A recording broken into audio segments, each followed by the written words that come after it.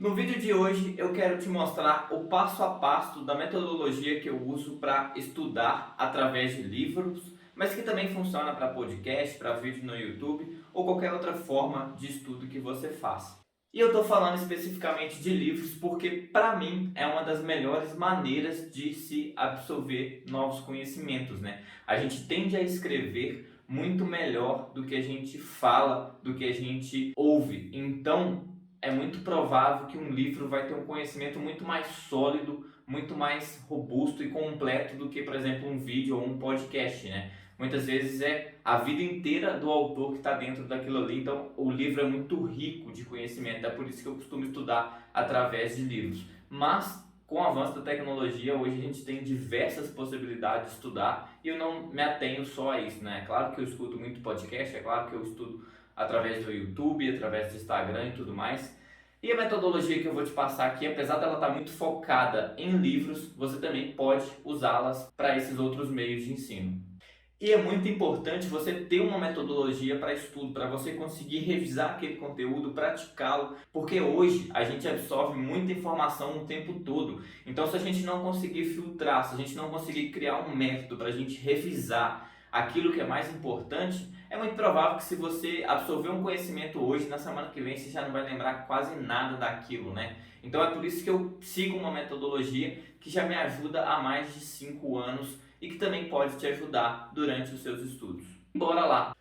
Passo número 1, fazer anotações e fazer marcações. Eu sei que isso é óbvio, talvez quando a gente fala de um livro, é óbvio que a gente vai fazer marcações, é óbvio que a gente vai fazer anotações, mas é importante eu frisar isso, principalmente quando você está estudando, por exemplo, através de um podcast, através de um vídeo no YouTube. Você precisa fazer anotações das ideias que foram passadas, daquilo que te chamou a atenção, de um assunto que talvez foi falado ali e você não domina, então você precisa pesquisar mais sobre aquilo. Então você sempre precisa talvez estar com um caderninho do lado para fazer essas anotações. Se for no livro, geralmente eu faço ela no próprio livro, então você vê que meus livros geralmente são cheios de marcações. Tem as anotações também, quando eu gosto de alguma ideia, eu costumo anotar algumas coisas aqui, porque eu achei importante, porque eu estou discutindo aquela ideia, questionando o autor. Então é legal você revisar depois e tentar entender aquilo que você questionou ali. É muito importante fazer essas marcações, essas anotações.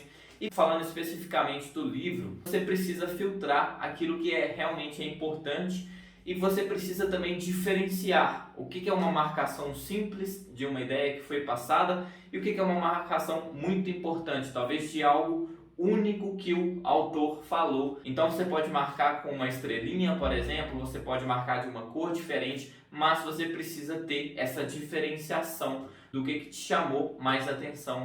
E uma vez que você fez as marcações, as suas anotações, seja através do livro, seja através de um vídeo, você anotou no caderno, por exemplo, você precisa fazer o que eu chamo de índice, né? Você precisa criar um índice ali para você conseguir acessar aquela informação de uma forma mais fácil depois.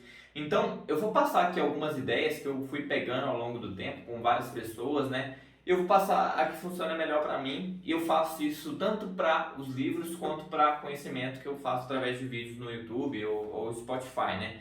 Então, no livro, normalmente, como eu disse, a gente faz diversas marcações lá, né? Faz anotações e coisas desse tipo.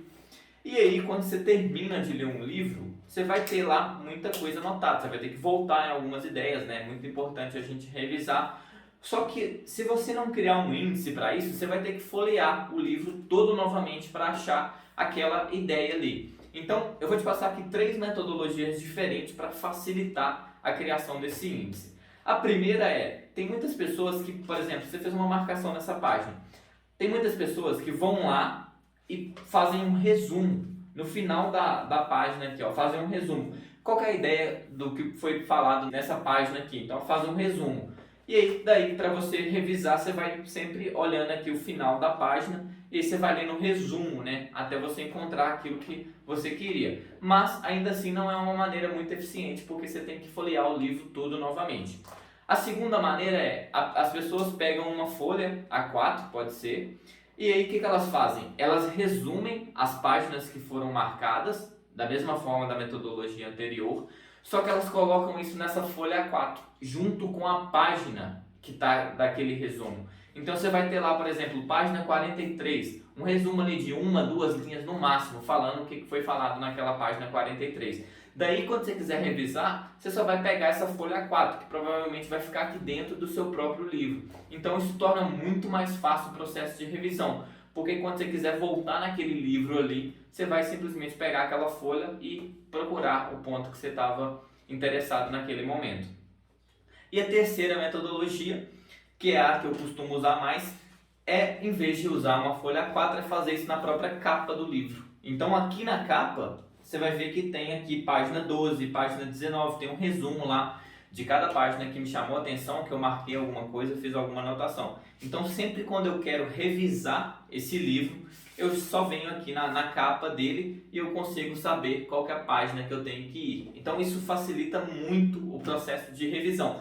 E depois que eu fiz esse índice na capa do livro, eu costumo pegar as principais ideias, né, que foram passadas no livro e colocar em um caderno online. Eu uso o Notion, mas tem vários como o Notion, Evernote, você pode usar o Google Docs, mas eu costumo fazer isso principalmente com as ideias que eu mais gostei, com as ideias que foram destaques no livro ali. Por que eu faço isso também no caderno online? Porque é mais fácil de eu consultar, porque talvez eu estou viajando e eu preciso acessar alguma informação que eu não tenho naquele momento, porque eu não tenho o livro. Então, se eu for nesse caderno online, eu vou ter essa informação lá. É claro que é um pouquinho a mais de trabalho, eu costumo fazer isso, funciona bem para mim, mas eu acho que vale a pena para eu ter acesso a essa informação quando eu preciso. Depois, tem uma coisa que eu gosto muito de fazer e que ajuda muito a reter o conhecimento, que é o quê? Dar uma aula sobre aquilo que você aprendeu no livro. E eu estou falando de dar uma aula, pode ser para você mesmo, pode ser gravando um vídeo seu, mas você não vai compartilhar com ninguém, pode ser gravando um áudio seu. Mas quando você ensina o que você aprendeu, você consegue reter muito mais daquilo que foi aprendido. Feito isso, uma outra etapa importante é praticar aquilo que foi aprendido. Se você absorveu um conteúdo, seja através de um livro, de um vídeo, não importa, mas você não tirou prática nenhuma daquilo, você perdeu seu tempo vendo aquele conteúdo, porque aquela informação que você obteve, por mais que ela seja útil para você, se você não praticar ela, você vai perder ela daqui 2 semanas, daqui 1 mês. Então é isso, pessoal, eu espero que vocês tenham gostado desse vídeo e das dicas que eu passei aqui. Se ficou com alguma dúvida, deixa aqui seu comentário. Me fala se você segue alguma metodologia para estudar, seja através de livro, podcast, não importa, né? E compartilhe esse conteúdo com alguém que você acha que precisa vê-lo. Deixa aqui seu like e te espero no próximo vídeo. Valeu!